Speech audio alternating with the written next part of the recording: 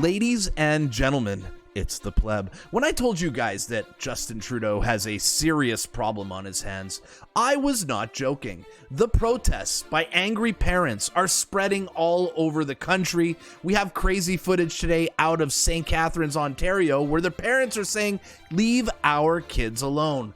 In tonight's story as well, we have Pierre Poilievre making Marco Mendicino have a meltdown in the House of Commons, absolutely owning him. And to end the story tonight, we're going to give a eulogy to none other than Glenn McGregor, who was fired this week from CTV. So sit tight. Let's start tonight's story.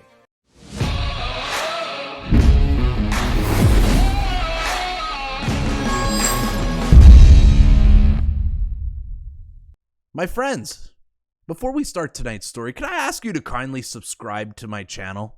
I tell stories that the mainstream media will never show you. And now with Bill C-11 and internet censorship and Trudeau running the algorithms on social media, I need your help. So if you could subscribe to my channel, it will help a lot. Let's start the story. I want to start tonight's story by offering a retraction and offering an apology to none other than Don Davies, who on my episode yesterday, I said that he gave a middle finger to the Conservatives. Don, the Pleb would like to apologize to you.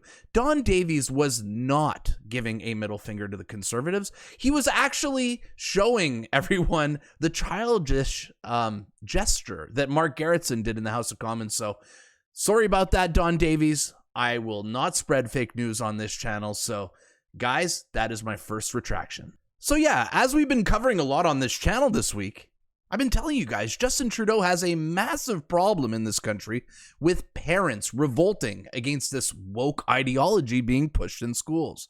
Like the Muslim parents who didn't want their kids to have pronouns.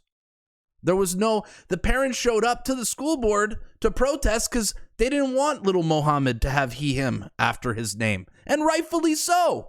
Shout out to the Muslim community for fighting against this woke ideology. But today in St. Catharines was no exception to these protests. I believe Rob Primo was on the ground here, recording some footage of what was happening in front of the DSBN school board. I think that's in St. Catharines in the Niagara region. Let's roll the footage.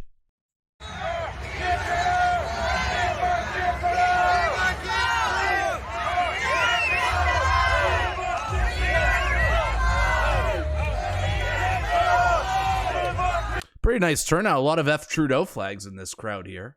I'm looking for Muslims. I see one Muslim here, one Muslim here, one Muslim here.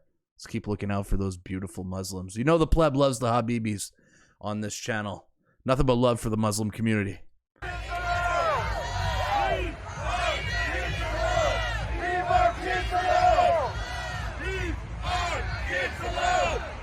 And there was Antifa there on the other side. Okay, I'll show you guys a better angle after.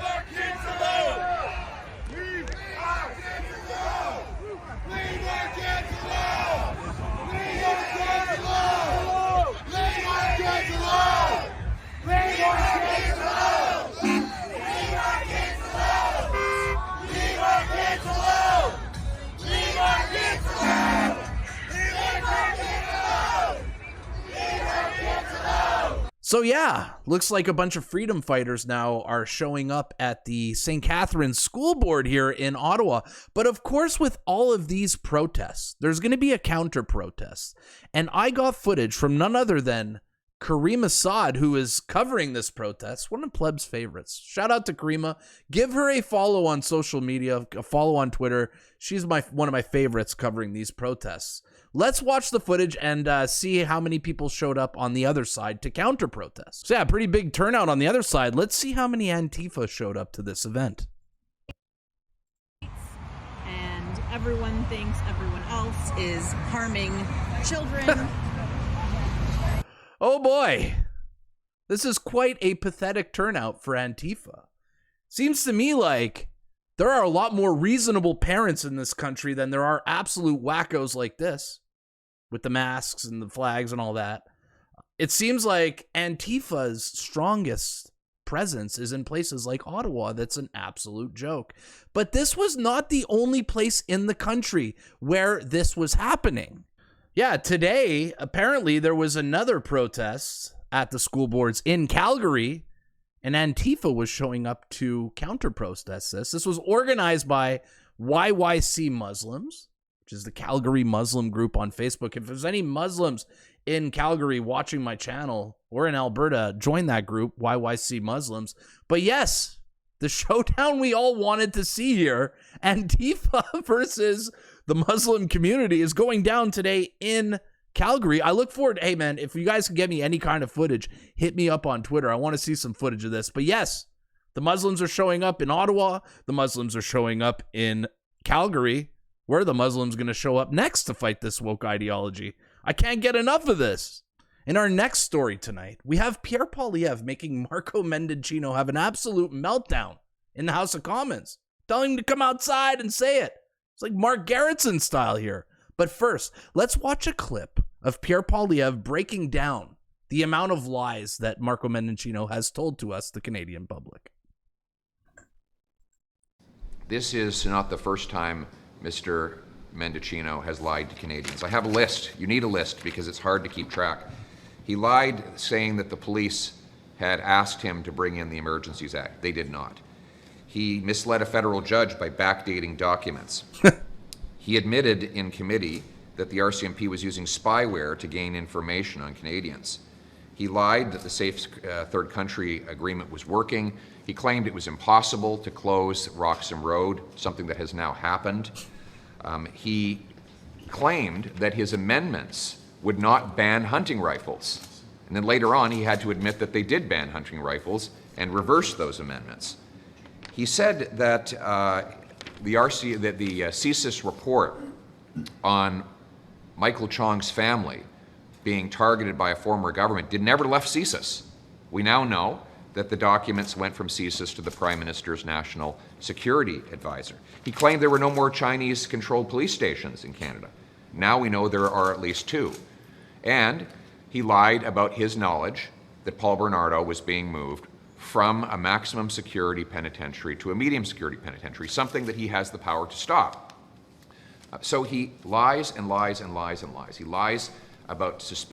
So Pierre had his chance to confront Marco Mendicino in the House of Commons for a little back and forth. Are you ready to see Pierre absolutely destroy yet another Liberal? Let's roll the clip. All right, Pierre, lay the smackdown on lying Marco Mendicino. Nobody likes Marco. Do it, Pierre. Do it for us. Canadian women have to relive the traumatization of hearing Paul Bernardo's name. They all remember his horrific and monstrous crimes. That they learned that this government decided to free this monster from maximum security prison and allow him to go to medium security, where he'd be able to interact with other people, have visitors, and enjoy other liberties. Now, this minister claimed this was all a big surprise to him. However, we learned today that his office knew in early March and was informed again in May. In other words, he did know, and what he said was false. Will he resign? Resign. The Honourable Minister. Mr. Speaker, nothing could be further from the truth. As I said earlier, I was informed on May 30th, the day after Paul Bernardo was physically transferred to a medium security institution. And at that time, I took immediate action expressing the concerns of the families of Leslie Mahaffey and Kristen French to the Commissioner. There is an internal review process. I have also made it clear to my staff that this should have been briefed immediately. Corrective steps have been taken. I have dealt with it, and we will now always defend the rights of victims. The Honourable Leader of the Opposition. Mr. Speaker, now he's throwing his staff under the bus. His office admits that they found out on March the 2nd, 3 months before the minister claimed to be shocked by the news. If his staff had really kept a secret from him of this enormity, he would have fired them a long time ago. But he hasn't, because he knows, and they know, that he knew way back then. So will he do the only honorable thing that is left for him to do, and resign? Resign. Go, let's get some resigns in the chat. Mr. Speaker, I invite the Leader of the Conservative Party to repeat that allegation outside of the House. I will absolutely reject it. I knew on... Oh, did Marco come outside? Repeat this outside. Let's roll it back. Let's roll it back. We got another Mark Garrettson over here. The Honourable Minister of Public Safety.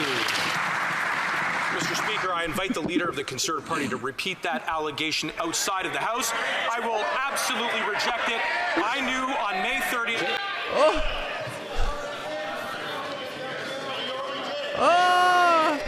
Is there anyone who gets under the Liberals' skin harder than Pierre Poilievre does? I swear to God, I love this dude, and thank God that he's on our side fighting for us. Holy moly, man. Another Pierre Poilievre W. So for our last story tonight, we're gonna have a feel-good story here.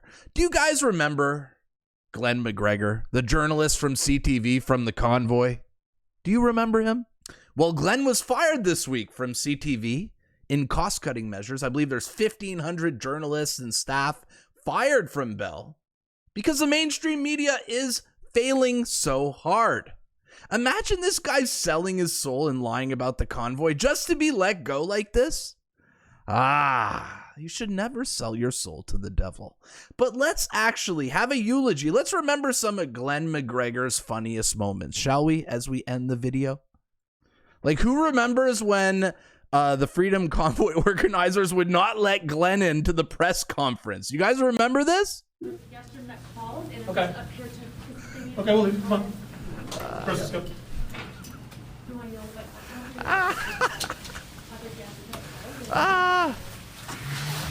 Pack your bags. Pack your bags, Glenn. Pack your bags. What a hilarious clip. And that was awesome from the Freedom Convoy organizers to keep out the mainstream media and let all the independent journalists in. What an awesome sight to see. Or what about this classic moment where Glenn gets, just look at the freeze frame here, where Glenn gets roasted by Freedom Convoy attendees here while he's trying to give a news update. Let me speak like a man.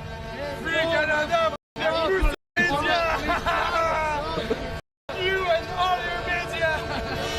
Or how about the moment when Tamara Leach was leaving the courthouse in Ottawa and Glenn shoved his way through the crowd and then the crowd shoved back? That was a wild moment. I can't put that on the video because it'll get demonetized. But this is my favorite Glenn McGregor moment. We'll end the video on this beautiful Glenn McGregor moment. Glenn, I love you. Congratulations on a storied career, but you will never top this. This is Glenn McGregor melting down on Twitter back in the end of November because the Under Armour store in Ottawa at the outlets was selling a Under Armour hoodie with the word freedom on it. What an absolute snowflake. So yes, the protests are growing in Canada. You love to see it. You love to see the parents showing up and unifying Muslims, Christians, and becoming Justin Trudeau's worst nightmare. I'll ask you guys a question as we end off this video here tonight. If there's going to be a school board protest in your town against this woke ideology, are you guys going to attend this? Also, what did you guys think of the exchange between Marco Mendicino and Pierre Poilievre? How badly did Pierre destroy Marco Mendicino? Let me know in the comments, guys. And if I forgot any Glenn McGregor moments other than those, let me know in the comments what your craziest or funniest Glenn McGregor moment is. I'd love to hear them. Guys, if you enjoy this type of content, make sure to like, share, and subscribe to my channel. It helps out a lot. And you know what? If this video was garbage and you didn't like it, put a thumbs down. I'm cool with that too. I'm the Pleb. This is tonight's story. I'll see you guys at the next one. Peace.